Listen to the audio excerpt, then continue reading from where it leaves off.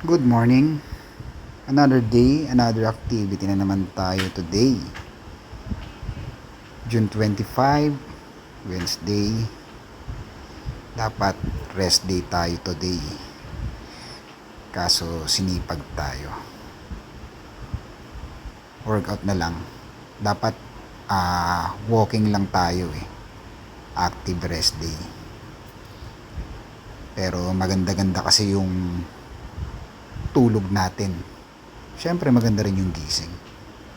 Kaya naisipan ko mag-workout na lang.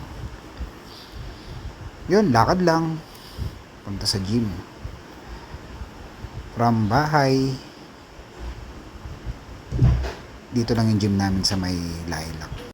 Warm up na rin to. Para pagdating doon, konting warm up na lang. Banat agad. So, hindi lang din dapat tayo nag-gym or exercise. Samahan din natin siya syempre ng disiplina sa pagkain. Hindi naman sobrang strict. Yung tama lang. Wag na wag tayong matatakot sa kanin. Wag natin i-cancel ang kanin. Sobrang importante na ng kanin sa araw-araw nating ginagawa. Kasi yan yung source ng energy natin. Yung masama yung sobra.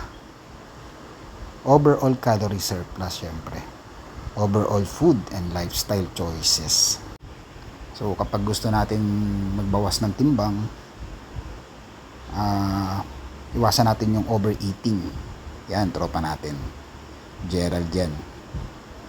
Tropa sa gym. Hindi daw siya mag-gym kasi humada daw siya. Masakit daw yung lalamunan niya. Balik tayo, no? Yan. Yung mga overeating, lack of movement, tsaka yung mga crash dieting. Pwede ka pa rin pumayat kahit kumakain ka ng kanin. Basta controlled and naka-portion siya. Tsaka syempre dapat balance din talaga yung meals mo. Wag na wag mo aalisin yung kanin kasi yan yung source ng energy natin. Lalong-lalo na kapag physically active ka. Marami kang activity. Kahit sa trabaho, kailangan na kailangan mo yan. Iba nga nagko-cobra. Tank. Hindi, wag yung cobra. Kasi yung cobra, ano yan, energy drink. Kape na lang, kape. Black coffee.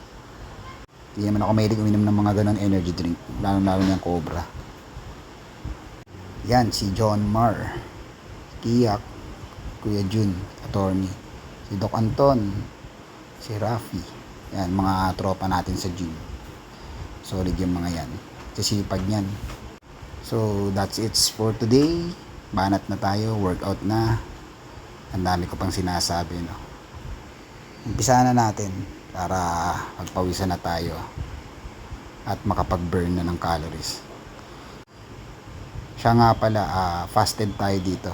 Walang laman yung tiyan natin, tubig lang. Saka tayo kakain pagtapos mag-workout. Yun lang. Bye! See you in the next one.